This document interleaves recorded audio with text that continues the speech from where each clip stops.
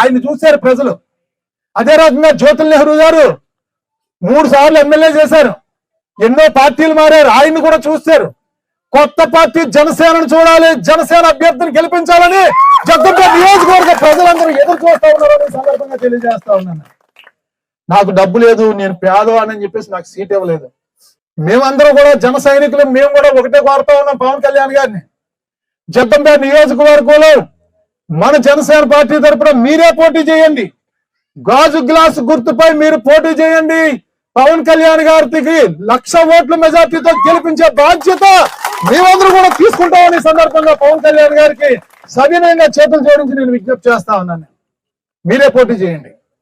ముందు తమరు 2 చోట్ల పోటీ చేశారు, 2 చోట్ల కూడా భీమవరం పోటీ చేస్తే పవన్ కళ్యాణ్ గారు గాజువాకలో గెలిస్తే గాజువాక వెళ్ళిపోతారని అక్కడన్నారు, గాజువాకలో పోటీ చేస్తే భీమవరంలో గెలిస్తే భీమవరం వెళ్ళిపోతారన్నారు. కొంతమంది నాయకులు పవన్ కళ్యాణ్ గారు గెలిస్తే మీకు అందుబాటులో ఉండరు కదా, మీకు మంచి చెడు ఎవరు చూస్తారని అడిగారు. జగ్గంపేట నియోజకవర్గంలో ప్రజలందరికీ చెప్పాం, జనసేన పార్టీ గెలిపించండి, మీ అందరి ఇంట్లోని పెద్ద కొడుకులా ఉంటాను, రాత్రి పగలు గ్రామాల్లోనే పళ్ళు నిద్ర చేస్తామని చెప్పి ప్రజలందరూ కూడా చెప్పడం జరిగింది. ఈ సందర్భంగా మళ్ళీ మేము తెలియజేస్తాం, పవన్ కళ్యాణ్ గారిని ఇక్కడ ఎమ్మెల్యేగా 1,00,000 ఓట్ల మెజార్టీతో గెలిపించుకుందాం. వారు రాష్ట్ర నాయకులు కాబట్టి, రాష్ట్రం అంతా తిరగాలి కాబట్టి వారు అందుబాటులో లేకపోయినా మేము మీ బిడ్డల్లాగా రాత్రి పగలు ఇదే రకంగా ఇంటికి దూరంగా ప్రజలకు దగ్గరగా ఉంటూ రాత్రి పగలు పవన్ కళ్యాణ్ గారు అందుబాటులో లేకపోయినా మేము అందుబాటులో ఉంటాం, మీ కష్ట సుఖాలన్నీ మేము పాలు పంచుకుంటాం జన సైనికులు మేమని చెప్పేసి సందర్భంగా మేము వాగ్దానం చేస్తా ఉన్నాం.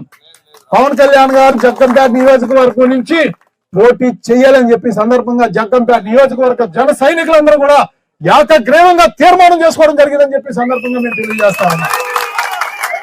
పవన్ కళ్యాణ్ గారు దయచేసి మీరు స్పందించండి. ఎందుకంటే మేము సామాన్యుడు, డబ్బుకు సామాన్యులం కానీ పనిలో సామాన్యులం కాదు, మేము కష్టంలో సామాన్యులం కాదు.